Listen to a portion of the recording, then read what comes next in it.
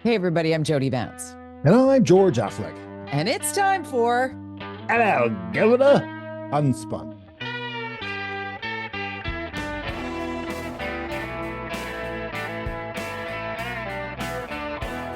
Well, I she's like here. to do that because it's so offensive to Amanda. But you got a little taste of England, kind of. Royalty, dude. Well, so did Amanda, because I know. Amanda and I are tight on all things Invictus games. I got pulled into this because Scott Moore, who, for those who maybe don't know who he is, you should. You've definitely seen his work. He's the guy that created Sportsnet, and then he hired me at CBC, and then he hired me at Breakfast Television when he moved from CTV and then to Rogers and then to CBC and then back to Rogers. Um, Right. so amazing individual. And he texts me a couple of weeks ago and says, "You're going to be seeing a lot more of me. It's not public yet, but I'm the new CEO of Invictus Games." And I'm like, "That's fantastic." And then he invites me to this dinner that was last Friday, the launch of Vancouver Whistler 2025. But he also told me, and I'm not sure if I mentioned this already, forgive me if I did, but Heart of Invictus on Netflix. He said, "You need to watch this right now." And I take direction from Scott Moore very well because this man has done great things for my career and he's a good friend and I trust him and I would love to work with him. And I've always enjoyed working with him. One of the best leaders ever. Hmm. And that's not blowing smoke. That's just a fact. So he said, "Watch Heart of Invictus on Netflix." And it's a 5-part series. And I watched it and I was just blown away. For everything you think you know about Prince Harry, you don't until you watch Heart of Invictus. Oh my goodness, it's wild. And anyways, you should watch it. So then I find myself going to this dinner on Friday. I sit down at the place with my name on it. Scott sitting next to me, his wife Becky. I've got Charmaine Crooks to my left and her husband. I sit down and then I look over and I notice that the chairs right next to me are the Duke and Duchess of Sussex That's chairs. pretty cool. Like, George, 2 feet from them. If I was sitting any closer to them, I would have been sitting in between them. Anyways, it was amazing. I got the firsthand look at just how much these two love each other. This was hours and hours of speeches on Invictus, and then Harry spoke 2 hours into it, and he literally started with, "Wow, I think this is the first time that I've had so many speakers before me speak to how much this means." And it was really funny. But Michael Yeah. Bublé sang, and there was a beautiful, a big drum session from some Little Wap First Nations, Chief Dan George's descendants. Beautiful. Anyways, so it was royal and it was magical. And Invictus Games, Vancouver Whistler is going to be super cool. And then you almost had a Well, brush with the Royals. exactly. Almost. Thanks, Amanda. Vidge's restaurant's been my client for years and years and years and years. So Vikram Vidge is the owner, and so they pop by for dinner. Then I guess the night before your Yes, event, or maybe 2 nights before, it was the night before.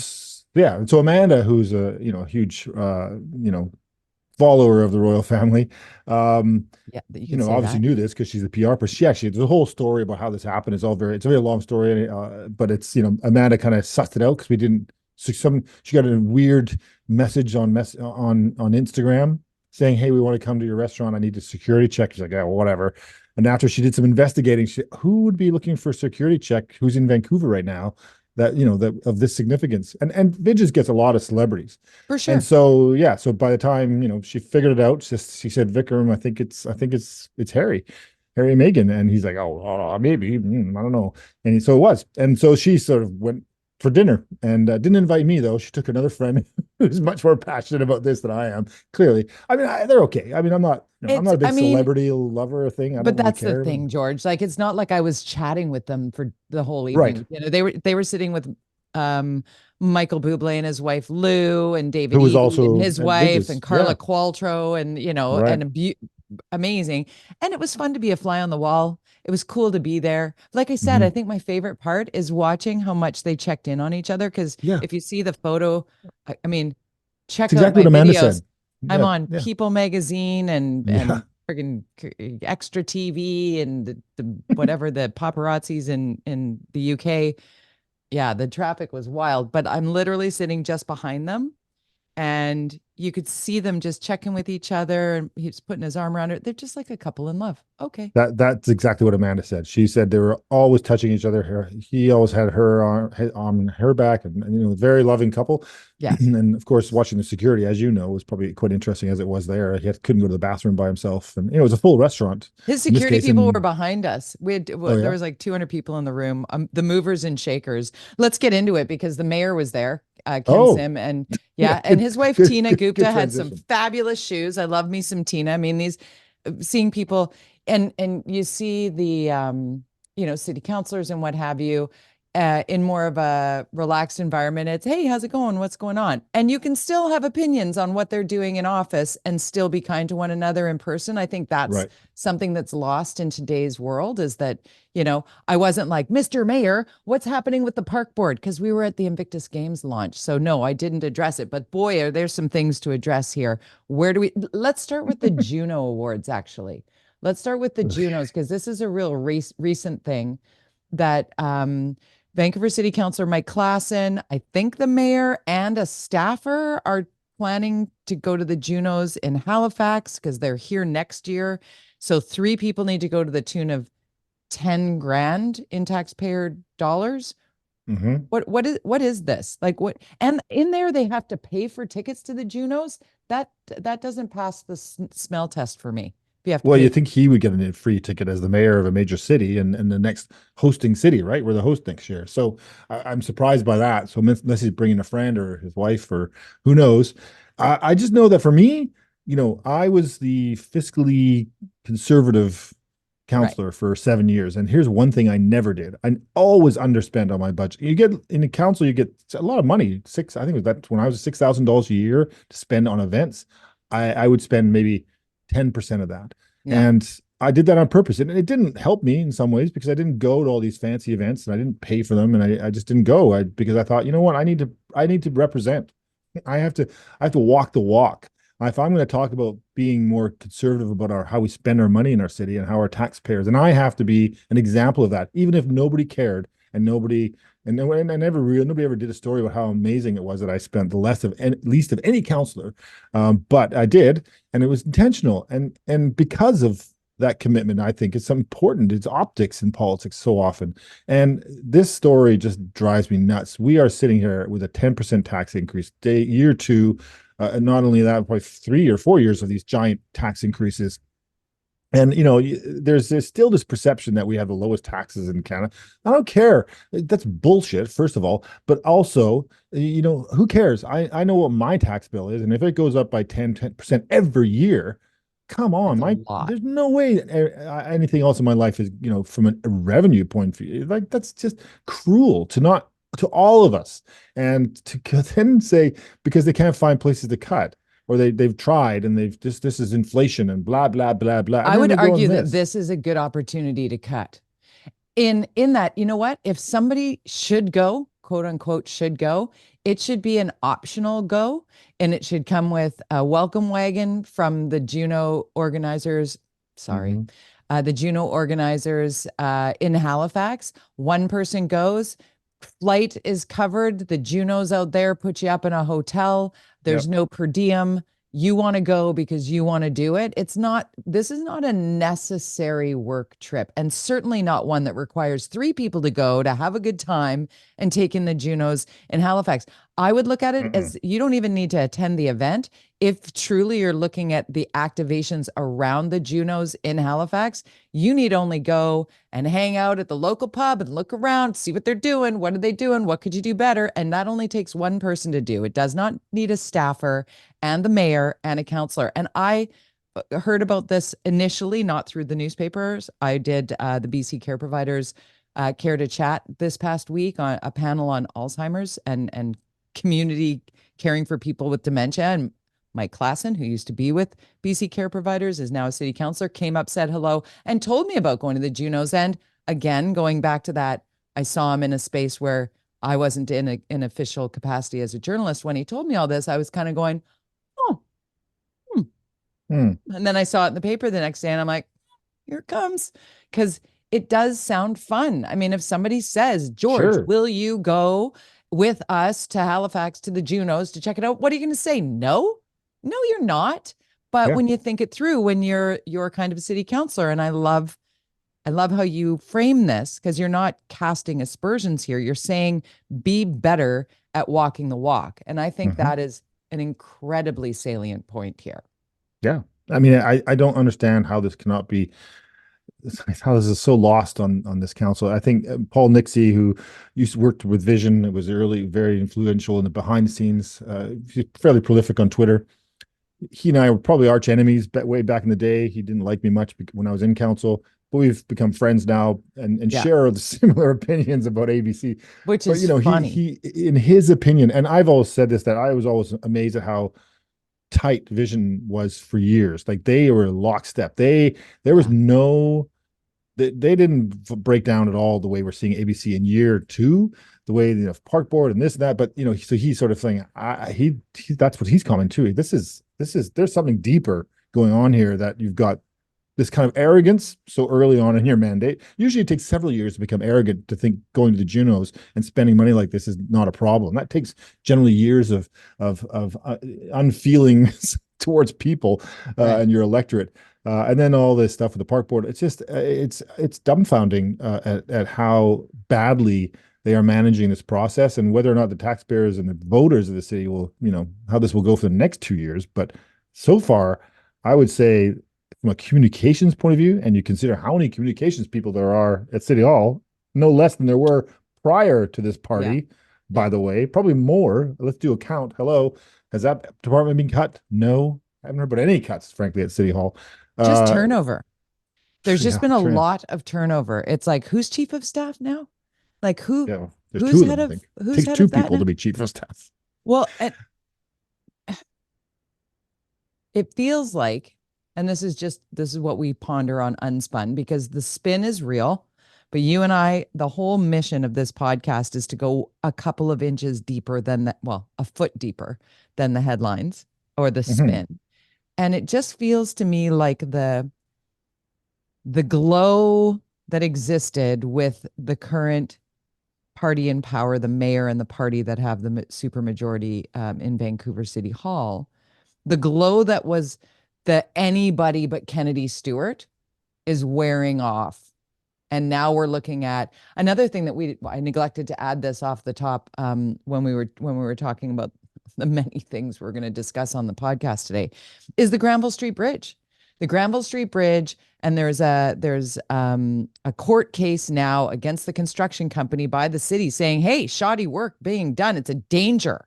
And then the public press release says, "Oh no, well, we didn't mean danger. It's not, I mean, it's Oh danger. no. Danger for did you not see this? It's unbelievable." And No. I'm getting notes from people who like the Granville Island Soap Company is like, "My office is right below this bridge. Can I tell you the debris that's falling on us?" Because the work that's been done over the last number of years, equaling tens of millions of dollars, is not good. It's not good. And I mean, ultimately, our people in this city and who use that infrastructure, people from all over, in danger. And the city says, no, no, not in danger, unless it's in the court filings that says it's dangerous. It's like, Hmm.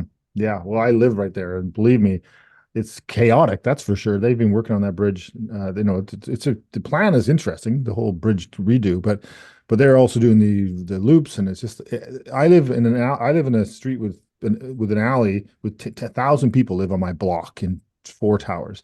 So one day last week, the city had the one end of our lane closed for related to the building of what they're doing on Granville Bridge, and then the building being built on the other, and then we couldn't get out of our home. are you Like kidding? you closed both ends of our alley. We couldn't get out. It was ridiculous. They're like, uh, I can't get out of my alley. A They thousand seem people like live here. self-inflicted wounds, don't they? Imagine if you did that in the suburbs, though. If you closed off both ends of a street and it's in a, just, but nobody complained. We just said, oh, well, I guess we'll just wait. As That's we're the taking an alignment Uber of out the other cars. side. Yeah, basically. Wow. Yeah, yeah. So, but Self-inflicted yeah, wounds, like what happened with the self-inflicted park wounds. board. Let's talk. I mean, Mhm. first, people attacking us. I know. It's funny. Lay the groundwork on this one. You take us through.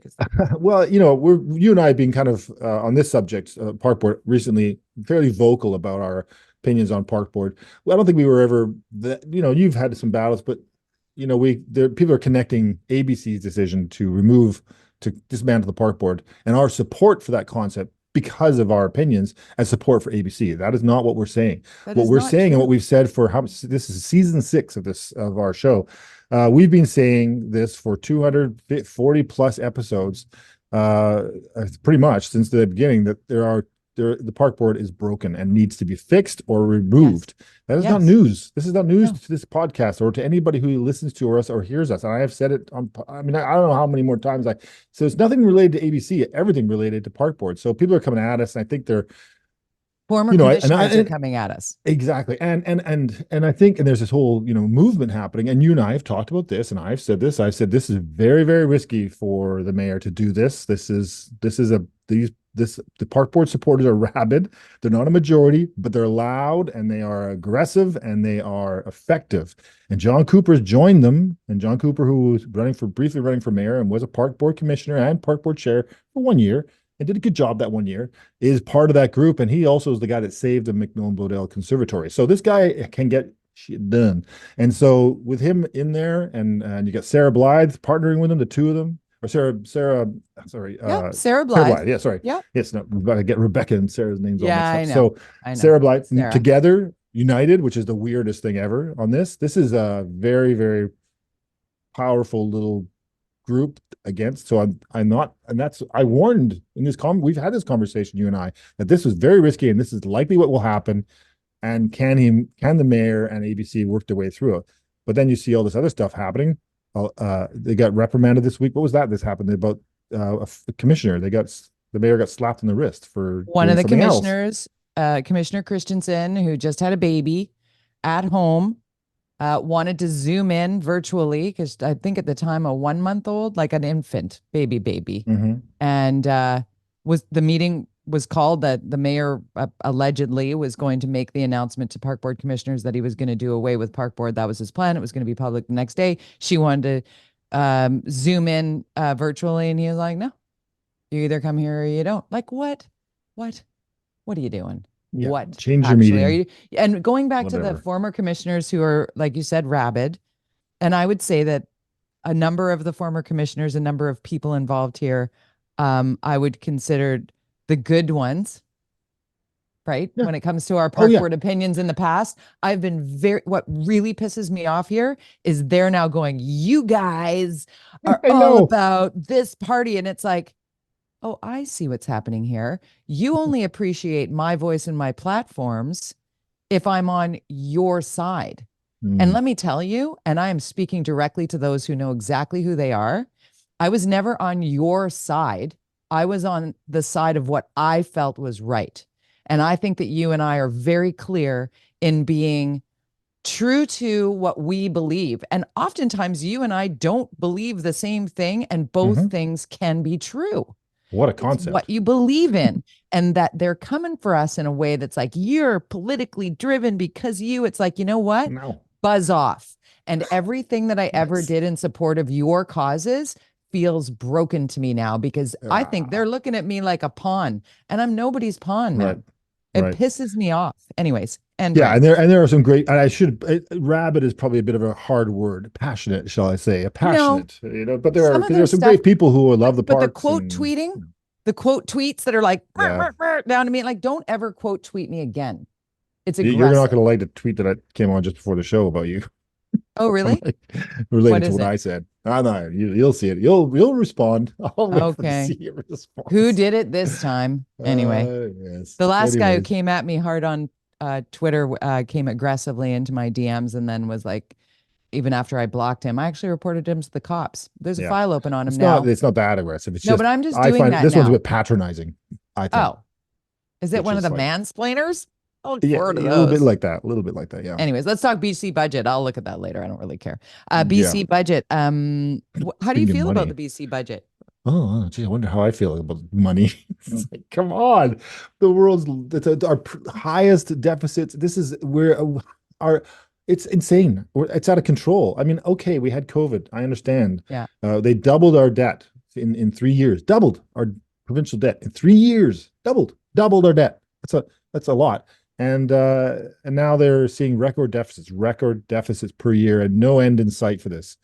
It's It's unbelievable. an And election year, so it's no surprise that they're like, I we're not guess, cutting because yeah, they'll we don't be want to able be to mean. cookie And till November. and it was item 4 on Global last night. So it There wasn't it even, is. you just knew budgets were always the top story. Sure, there was a gunfight in White Rock. That's unusual, but unusually Scary. pushed to the bottom of the first half hour of a massive budget. That means I would say that people don't care. I don't know.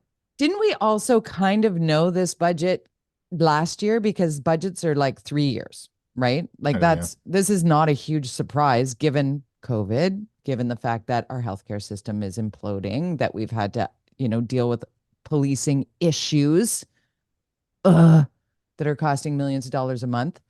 Somebody's got to pay for all this stuff and trying to do the housing starts and Yeah, figuring that yeah. stuff out. Like we are in crisis. There's no way out of the health and housing and policing and many other crises that we find ourselves in 2024 without spending money. That's how I look at it. But Do I love well, the fact that it's doubled the budget? No. Do I think any other party would have fixed it differently? No.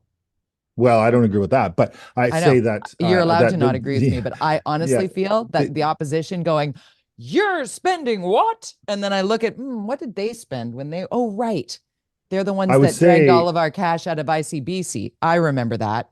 two things to point out in my mind related to our economy, and if the budget's related to the economy, is one, we have the worst performing economy in Canada now. It's like 0% growth. This is not good. Second, where government, when you think about how to get yourself out of in a bad time, build things, what are they building besides the stuff that was approved before they were elected by the BC Liberals at the time, which Right. is Site C, or the whole northern stuff, and then and the hospital in Vancouver. There's been nothing really. They've canceled a lot of things, Yeah, they but almost there's built a no. billion-dollar museum. Yeah, that's the only thing they announced, and it didn't happen. Thank This God. government is not doing anything of significance besides increasing the bureaucracy by, I think it's 30%, and mandating that all projects have to be built by unions workers, which gives a monopoly for any projects to union companies only, Right. which, where you stand on the union issue, but that really limits your opportunity to be good with the money on spending on projects. But And they're not where you're building many projects anyway, so it doesn't matter. right, where you're going to get the skilled workforce that fall under that category specifically also limits what can be done. Nothing, I'm certainly not suggesting that this is perfect by any means, but I'm not surprised by a big fat spendy budget in an election year. Can we talk a little bit about the insider baseball that we saw happen with John Rustad, the Conservative Party of British Columbia's uh, sharing of the response he received from the BC United leader, Kevin Falcon, when he reached out and suggested that the two right-leaning, moderate right Mm-hmm. and further right-leaning parties in British Columbia joined forces to go up against the NDP, and the response from Kevin Falcon allegedly was Well, they're all open to it, right? F off. Actually, it was F you, I think. What? Yeah, Well, this in is so many words. This is politics in BC now. there's really got to be an alignment with these two parties in order to beat the NDP. There's no doubt about it. You're just going to have 80 seats or whatever it might be for the NDP will win. It's just challenging. I mean, and we live and we've talked about this. I hate the fact that we're going to extremes in politics, and that's happening here in BC. And so BC United's trying to be centrist. Very challenging, given that they've changed their name from the Liberals, which would have given them that center Right. feeling. Yeah. As we've talked about in the past, name changes are very, very complicated and a process that you have to follow to do it from a marketing point of view. So if they can't get their shit together this year before summer, then we're gonna have a 4-party race. We'll see how the Green parties does in certain ridings. It might help them to have those two parties, because quite often people who are conservative often will vote Green. I know my mom switched from conservative to Oh, you Green. I'm like, said that. why? That's wild. It's quite common. It's Yeah, a lot of people like decide, I guess, come to Jesus when they get older and think about the environment. I don't know. I think the Green Party is the answer. But yeah, it's gonna be ugly in October if we can't figure this out. The one thing that they've talked about, I know that I've talked to MLAs about, okay, you take this riding, we'll take that riding, and then have a coalition at the end if they Right. can do it. If they can pull off a majority together and they divide up the ridings, then there's an opportunity there for just pick and choose the ridings you can win in, get the majority combined. It's possible, and the numbers are there. The numbers are there for NDP to lose for sure. I know it may sound shocking to people, but it's true. The data is significant against the NDP currently. It's Hmm. only that the opposition is So you're predicting the split. NDP will lose? If the BC United and the Conservatives could figure this out and make sure that they're only running one person per riding, then they would either have a minority or majority, but I would say majority in the legislature combined. Hmm. Interesting. Yes. I wanted to ask about a couple of other things. They walked back because you and I were talking before it was even in the paper and on radio. The Land Act changes, the modifications to the Yeah. Land Act. Remember, we were talking about how Yes. it's coming, it's happening up on the It's Sunshine Coast, about and it's going to we're be, losing and there's going to be control. consultation on all things with First Nations and moving forward on all Crown land across the province as a model that would be across the country and BC's first, not happening. Walking back, going for consultation, the public outcry following that so significant that that Nathan Cullen has really taken the hit and said, sorry about that. I should have probably asked you guys if that was. It's bring it back to the park board in Vancouver. It's kind of Yeah. like, at what point does Ken Sim go, oh God, this is just not worth it? It's like, oh God. And I think that's where the provincial government was like, oh crap, election Yeah. year makes a Yeah. difference. But also, is this really worth having this battle? But it's in there. They're thinking about it. It's probably going to happen if they win a majority in this government. They're going to push it through in next year, because it's something they care about, and it's a significant decision on But they how. did say that they're going to be doing consultation on it. So there'll be Whatever. more Sure. details because, well, I mean, The okay. show's called I mean, Unspun. Consultation I is know that often you're just I know been. that you're anti this and you want to make it a little bit scary for people. It's going to be rammed through next year, da da da. Or or there might be way more information as to how this would work. Reconciliation needs to be an important piece of all government moving forward, in my opinion. And I think that doing it in a meaningful way, but having it be something that neither entity coming together in government truly understands, and it can't be explained to the people who live here and pay taxes here. I mean, all of those things need to be addressed, and they weren't. Yeah. The way this was unfolding was Yeah. a horrible mistake in that it was just like buried on a website somewhere and it was going to radically impact people that hadn't even been thought through. Everybody went directly to mining and resources. And really it was impacting people who had a dock on the waterfront for 60 years on this, northern Sunshine Coast. It was like all of a sudden it's like, nope, we've decided that's not going to work. It's like, well, Yeah. sorry, is that part of what this is? Like, is it, yep, it's everything. And now it's not everything. It's just going to be like, let's pause for a second.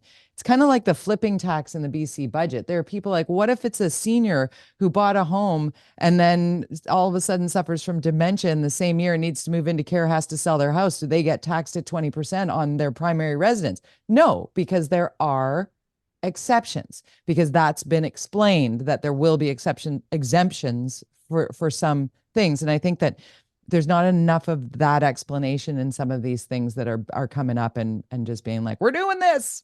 Reconciliation is an interesting word, and I think gets misused in by the thinking of what is reconciliation. Reconciliation it's a two-way street. It's about us reconciling too. Yeah. And Yeah. so consultation is important. I just worry that this spin of But I love what consultation. the Musqueam and the Squamish and the Tsleil-Waututh, but the Musqueam and the Squamish nations have really grown up in their business acumen Mhm. and how they are functioning. Like there was a time where it was really not, the influx of whatever cash would go to the chief, and then the peoples would still suffer, and that's no longer for the most part, with the major nations, and there are hundreds of nations across this country. So as a humble learner, I understand that I'm making generalizations here. Thank you. I raise my hands in gratitude. But the fact is, you used to drive across the Lionsgate Bridge and what looked like a shanty town for decades now looks like a bustling, beautiful community of people who are feeling empowered. And I think that's an important part of our society. I think that working both ways. It does. We're going to have rental units that are being built in an expedited fashion because the nation is saying we're building on our land. We're building. Well, also, they don't have to deal with the city government. Exactly. All the bureaucracy. Exactly. I mean, I work with the developers out in the valley that only build on First Nations land, and it's a very expedient process. We should follow. Because you we have should to follow get that stuff model. done fast. Yeah. So somehow people will survive, George. Okay, we've got like just 2 minutes. 2 minutes left in this. I wanted to get one more thing in with you about the Chohan Trucking Company that lost their license completely after 6 strikes of overpasses. They're suing the province. And then Transportation Minister Rob Fleming just goes, you know what? No more. Are we seeing a shift in maybe some more swift and meaningful consequences for some of these repeat offenders? I don't know. I have little faith in that decision, in that they'll take it to court and they'll win back their license. I really do. I think they will. I don't think the legal there's the legal boundaries of the government to do what they did. And so I think they probably will win in court to get their license back. And frankly, they'll just start up a new company with a new number and buy the trucks from each other and relaunch. The question is competence and oversight. Why is this even happening? Why is it even possible to happen? Who's overseeing this process of that this company can actually exist in the first place, and others who are also misusing the way they run their businesses? How is this possible? I would say that the government needs to look internally and think about the processes that they have that are allowing this to happen, as opposed to just saying you are out. Terrible business operator, obviously, but I would say that they will likely win in courts to come back. Be interesting to, so many of the brake check and load check and the roadside way stations and all of those things those are all gone. I know. That's my point. Where did they go? And when did we assume that everybody was fine? There's more to that story. I just wanted to slip that in there. So thanks for that. Follow along and tweet me and rage at me, and I'll block you at Jody Vance. George, you are a great follow on social media at George_Affleck, at George_Affleck. Unspun podcast happens every Thursday, except for when George is busy, and then it has to happen on a Friday. Sorry, we're late, guys. Make it a great day. Bye, George. Bye.